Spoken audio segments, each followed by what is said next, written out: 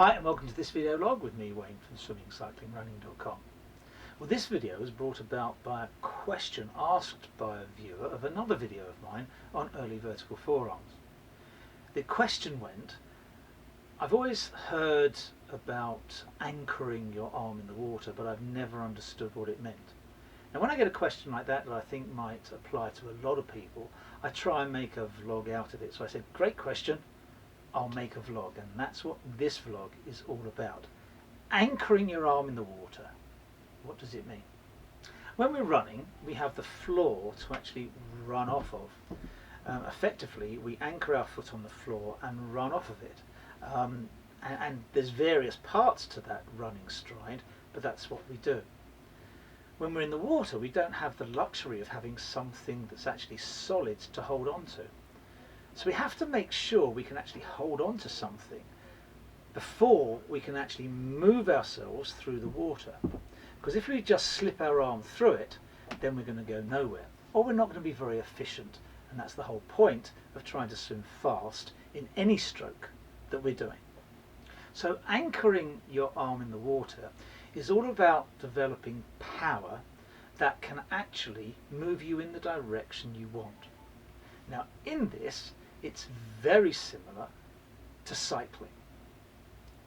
I'm going to show you how you develop power in cycling, and from that we'll then go on to swimming and relate it to that. Now when we're producing power in cycling, we're producing power in circles. That's slightly different to swimming, but we still want to produce power in the right direction.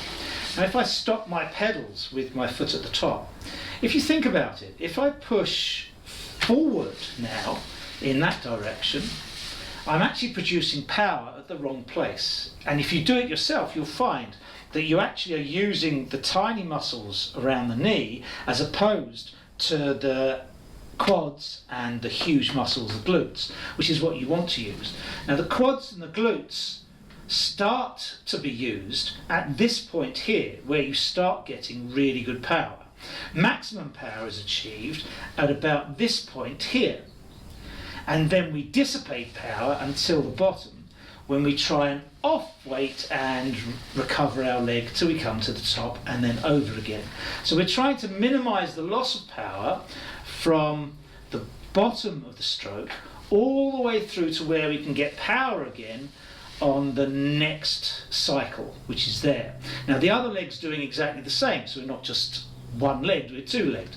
And there's where I'm going to get power, there's where I'm going to hit about my maximum power, and there I'm going to lose power and have to recover. Which, if you think about it, is exactly the same in swimming. We don't want to grab the power too early here, because we'll be pushing in the wrong direction. We want to grab the power when we have it most, and then accelerate that power to its maximum and then dissipate it and recover. So just like cycling, we want to develop an anchor so that we can really concentrate our force in the right direction. And that anchor in swimming is done with the arm, hand and forearm. And here we go. As this swimmer comes to the surface, she develops that anchor right there. And that means she's going to produce force in the right direction, which is backwards because we want to actually move forward. Slightly different to cycling because we actually want our force to increase all the way through our stroke. So we're accelerating our hand all the way, because water, unlike air, actually loses power if you decelerate. So we actually want to increase power all the way. But it's exactly the same as before in that that is the anchor point. And if you think of cycling, we effectively were going round in a circle and then developing no power, and then we were developing a recovery. And that's exactly the same as in cycling. We can look at it a different way though. Now I've drawn a circle around this swimmer, and she is actually in the anchor point, that point where you actually do develop power. If I draw a line from her shoulder, you can see that approximates to that pedal point where you actually get power, because we're going to drive through to about that position, and then we're going to release, and we're going to recover for the rest of the stroke. Yeah, so that's exactly the same as in pedaling around in circles, except we're doing it in a prone position. So if I clear that, you'll see she comes through and then she's going to recover. Now if we take that back, anything before that point, if she drives the hand down, if she applies power now, she would actually be applying power in the wrong direction. You can see she doesn't apply power.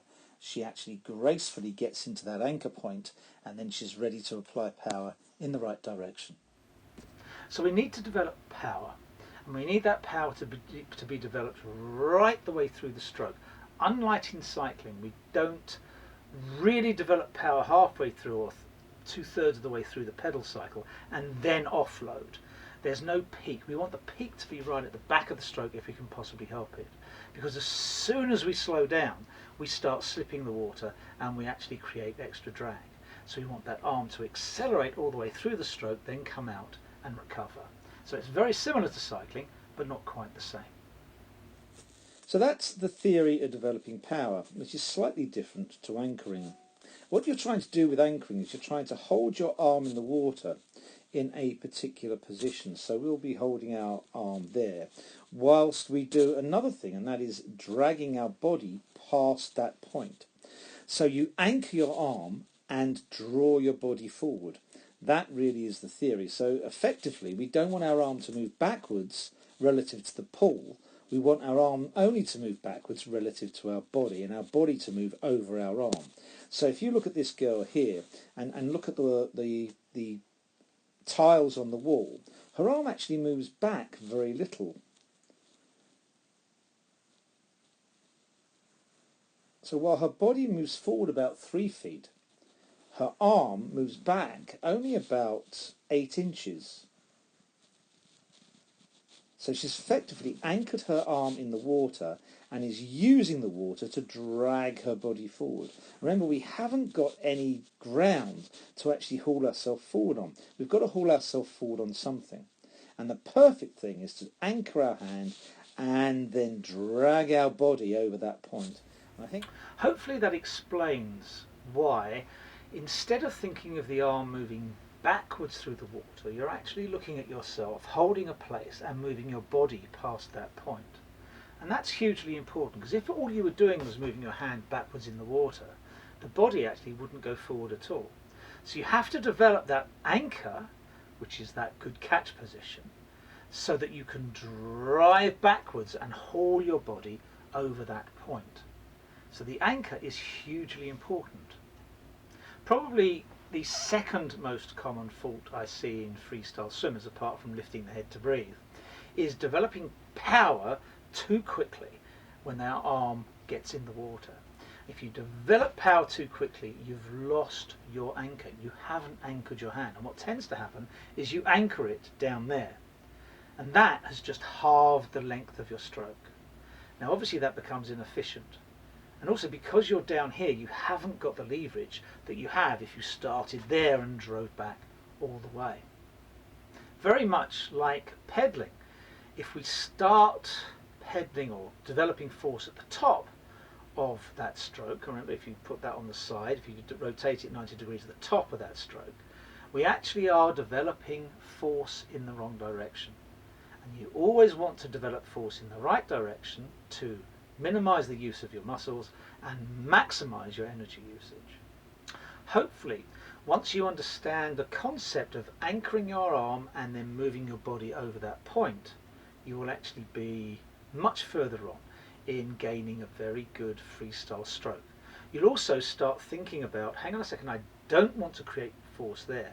I want to slowly get into that anchoring point, and then once I'm anchored, then I can move my body forward. Hugely important, but missed by a huge number of swimmers. Okay, hopefully that's helped you. If you have any questions, please list them below. I'll always get round to them. Again, like with this video, if I think one of them can be of interest to a huge number of people, I'll do a separate vlog about that one. Well, thanks very much for watching. Enjoy your training. Beware of the cold. Don't take any risks you don't have to. Thanks very much. I'll see you.